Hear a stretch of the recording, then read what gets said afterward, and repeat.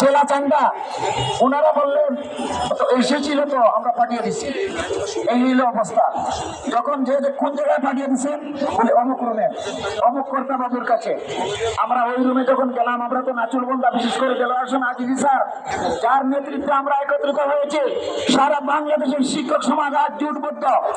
সেই নাচুরবন্ধা যখন হাল ছেড়ে নাই, আমরা তার সঙ্গী হিসাবে আছি।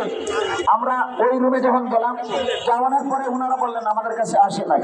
আবার পিছনের রুমে যখন চলে গেলাম, টোটাল 7 তারিখ সারাটা দিন এই চিঠিগুলা খুঁজে বাহির করতে আমাদের 10 জন লোকের সারাটা দিন লেগেছে।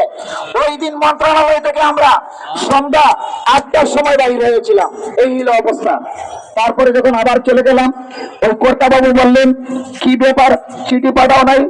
বলে স্যার তো পাঠিয়েছিলাম। বলে দেখো তো চিঠিটা কোথায় আছে। খুঁজিয়ে দেখান যায় যে 10, 12টা 14টা ফাইলের নিচে চাপা পড়ে আছে।